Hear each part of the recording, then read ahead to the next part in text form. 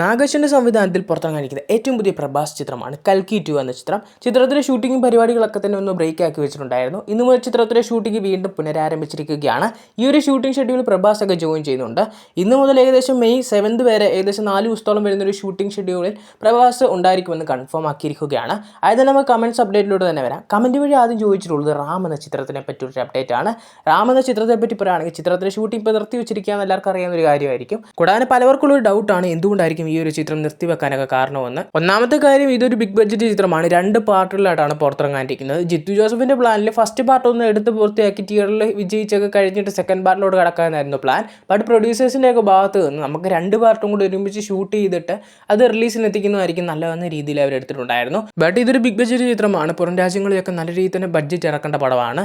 അവസാനമായപ്പോൾ first പാർട്ടും second പാർട്ടും incomplete ആയി. അതുകൊണ്ടൊക്കെ തന്നെ 2 ചിത്രം കംപ്ലീറ്റ് ആക്കണമെങ്കിൽ പോലും ഇനി ഒരു 25 ദിവസം ട്യൂണീഷ്യയിൽ വെച്ചായാലും ഷൂട്ട് ചെയ്യണം. ഇവിടെയൊക്കെ ആണെങ്കിൽ ഒരു പക്ഷേ പെട്ടെന്ന് എടുക്കായിരുന്നു. ഇനി അവിടെ പോയി ഷൂട്ടിംഗ് പെർമിഷൻ, ബഡ്ജറ്റ്, അങ്ങനത്തെ കുറേ പരിപാടികളൊക്കെ തന്നെ വേണ്ടി വരും. അങ്ങനെ ഒരു കുരുക്കിൽപ്പെട്ട് കിടക്കുകയാണ് റാം എന്ന ചിത്രം. അടുത്ത ചോദിച്ചുള്ള കല്യാണ പ്രേക്ഷന്റെ അപ്കമിംഗ് മൂവീസിനെ പറ്റി ഒരു അപ്ഡേറ്റ് ആണ്. ആദ്യത്തെ ചിത്രം എന്ന് പറയുന്നത് കാർത്തിയുടെ മാർഷൽ എന്ന ചിത്രത്തിൽ ഫീമെയിൽ ലീഡി പുള്ളിക്കാരി എത്തുന്നുണ്ട്. പിന്നെ രൺവീർ സിംഗിന്റെ കൂടെ ഒരു പടത്തിൽ എത്തുന്നുണ്ടെന്നും ഓൾമോസ്റ്റ് കൺഫേം ആക്കിയിട്ടുണ്ട്. പിന്നെ പുള്ളിക്കാരി മെയിൻ ലീഡിൽ വരുന്ന ഒരു പ്രൊജക്ടിന്റെ ഒഫീഷ്യൽ പൂജയും പരിപാടികളൊക്കെ തന്നെ കഴിഞ്ഞിട്ടുണ്ടായിരുന്നു. അടുത്തായി കമന്റ് വഴി ചോദിച്ചുള്ളത് ഡോൺ 3യെ പറ്റിയും ഡൂം 4നെ പറ്റിയാണ്. ഡോൺ 3യെ പറ്റി പറയുകയാണെങ്കിൽ അതിൽ ഒരു തേർഡ് പാർട്ടിൽ രൺവീർ സിംഗ് വരുമ്പോൾ ഓൾമോസ്റ്റ് കൺഫേം ആക്കിയിട്ടുണ്ടായിരുന്നു. ബട്ട് പുള്ളി അതിൽ നിന്ന് പിന്മാറിയിട്ടുണ്ടെന്ന് കൺഫേം ആക്കിയിരിക്കുകയാണ്.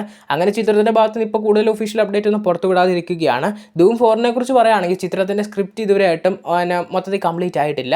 പിന്നെ കാസ്റ്റിംഗ് പരിപാടികളൊക്കെ തന്നെ സ്ക്രിപ്റ്റ് വർക്ക് കഴിഞ്ഞിട്ടേ തുടങ്ങത്തുള്ളതാണ് അപ്ഡേറ്റുകളൊക്കെ തന്നെ സൂചിപ്പിക്കുന്നത്.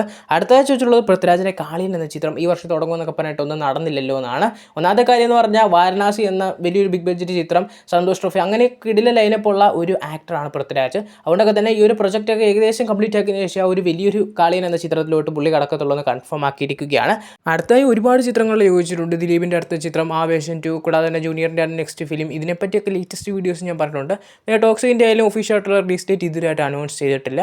അടുത്തായി ചോദിച്ചുള്ളത് ഒറ്റക്കൊമ്പൻ എന്ന ചിത്രത്തെ പറ്റിയാണ്. ചിത്രം വരുന്ന ഡിസംബർ മാസം ക്രിസ്മസ് സ്പെഷ്യലായിട്ട് തിയേറ്ററിലേക്ക് റിലീസ് എത്തുമെന്ന് ഒഫീഷ്യലി കൺഫേം ആക്കിയിരിക്കുകയാണ്. അടുത്തായി തമിഴിൽ നിന്ന് പുറത്തിറങ്ങാനിരിക്കുന്ന ഒരു പ്രോമിസിംഗ് പ്രോജക്റ്റാണ് കമലഹാസന്റെ രജനികാന്തിന്റെ പ്രൊജക്ട്.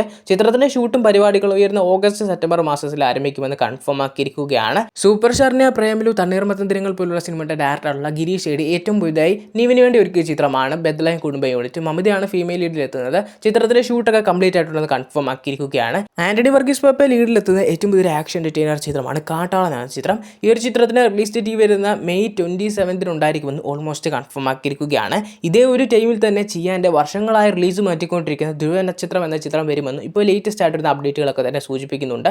മമ്മൂക്കയിലാണെങ്കിലും പ്രധാന വേഷത്തിലെത്തുള്ള ഏറ്റവും പുതിയ ചിത്രമായിരുന്നു പാട്രിയോട്ട് എന്ന ചിത്രം. ചിത്രത്തിൻ്റെ ആവറേജ് മിക്സ്ഡ് റെസ്പോൺസ് കിട്ടിയെങ്കിലും ചിത്രത്തിൻ്റെ കളക്ഷൻ അതൊന്നും ബാധിച്ചിട്ടില്ല. ചിത്രം ഇതുവരെയായിട്ടും വെള്ളുമായിട്ട് 60 കോടി രൂപയ്ക്ക് മുകളിൽ ഗ്രോസ് കളക്ഷൻ സ്വന്തമാക്കിയിട്ടുണ്ടെന്ന് ഒഫീഷ്യലി കൺഫേം ആക്കിയിരിക്കുകയാണ്. ലാലേട്ടൻ്റെ ലീഡിൽ പുറത്തിറങ്ങാനിരിക്കുന്ന മലയാളത്തിലെ അടുത്തൊരു ഇൻഡസ്ട്രി ഹിറ്റ് പ്രതീക്ഷിക്കുന്ന ചിത്രമാണ് ദൃശ്യം 3. ദൃശ്യം 3യുടെ വേട്ട ഇപ്പോൾ തന്നെ ആരംഭിച്ചിരിക്കുകയാണ്. ഈ ഒരു ചിത്രം ഇതുവരെയായിട്ടും ഏകദേശം എന്ന് പറഞ്ഞാൽ റിലീസിനെത്തുന്ന സിംഗിൾ ഡേ തന്നെ 50 പരം ഫാൻ ഷോസ് ഇപ്പോഴേ ബുക്കായിട്ടുണ്ട്. അതിൽ 44 എണ്ണവും നമ്മുടെ കേരളത്തിൽ നിന്നാണ് ബുക്കായിട്ടുള്ളത്. 6 എണ്ണം ഓവർസീൽ നിന്നും ബുക്കായിട്ടുണ്ട്. ഇത് ഇപ്പോൾ റിലീസിന് ഇനിയും കുറേ നാളും കൂടെ ഉണ്ട്. അപ്പോഴേക്കും ഇത്രയും ബുക്കിംഗ് ഒക്കെ നടന്നിരിക്കുകയാണ്. കൂടാതെ ഈ ഒരു ചിത്രത്തിലെ സൗണ്ട് മിക്സിങ്ങും പരിപാടികളൊക്കെ തന്നെ കഴിഞ്ഞിട്ടുണ്ടെന്ന് ഒഫീഷ്യലി കൺഫേം ആക്കിയിരിക്കുകയാണ്. സൂര്യയുടെ ലീഡിൽ പുറത്തിറങ്ങാനിരിക്കുന്ന ഏറ്റവും പുതിയ ചിത്രമാണ് കറുപ്പ് എന്ന ചിത്രം. ചിത്രത്തിൻ്റെ കേരളത്തിലുള്ള ഫസ്റ്റ് ഡേ ഫസ്റ്റ് ഷോ നടക്കാൻ പോകുന്നത് രാവിലെ 9 മണിക്കായിരിക്കുമെന്ന് കൺഫേം ആക്കിയിട്ടുണ്ട്. ചിത്രത്തിൻ്റെ ഒഫീഷ്യൽ ട്രെയിലറും പരിപാടികളൊക്കെ തന്നെ ഉടനെ പുറത്തിറങ്ങുമെന്നും കൺഫേം ആക്കിയിട്ടുണ്ട്. ബാലിക നായികനെ പുറത്തിറങ്ങാനിരിക്കുന്ന ഏറ്റവും പുതിയ ചിത്രത്തിൻ്റെ ഒരു ചിത്രത്തിൽ നായിക എത്താൻ പോകുന്നത് നയൻതാര ആയിരിക്കുമെന്ന് നേരത്തെ കൺഫേം ആക്കിയിട്ടുണ്ടായിരുന്നു. പക്ഷേ നയൻതാര ചില ചിത്രങ്ങളുടെ തിരക്ക് കാരണം ഈ ഒരു ചിത്രത്തിൽ നിന്ന് പിന്മാറിയിട്ടുണ്ടെന്നും നയൻതാരയ്ക്ക് പകരം ഈ ഒരു ചിത്രത്തിൽ നായികയായി കാജൽ അഗർവാൾ വരുമെന്നും ഇപ്പോൾ ഓൾമോസ്റ്റ് കൺഫേം ആക്കിയിരിക്കുകയാണ്. ഏറ്റവും പുതിയ തിയേറ്ററിലേക്ക് റിലീസിനെത്തുള്ള തെലുങ്കു ചിത്രമായിരുന്നു ഡുക്കോയിറ്റ് എന്ന ചിത്രം.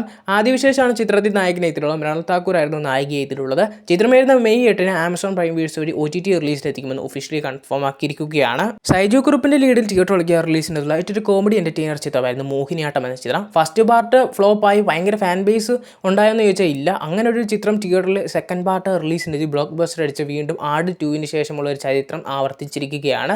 ഇതിനെപ്പറ്റി പറയുകയാണെങ്കിൽ സൈജു കുറുപ്പ് നേരത്തെ ഒരു ഈ സിനിമയുടെ റിലീസിന് മുമ്പേ പറഞ്ഞിട്ടുള്ളത് ആട് 3ന് ഫസ്റ്റ് ഡേ കിട്ടിയ വേൾഡ് കളക്ഷൻ ഈ ഒരു ചിത്രത്തിന് ഫൈനൽ കളക്ഷനായി കിട്ടിയാൽ ഞങ്ങൾ ഹാപ്പിയാണെന്നാണ്.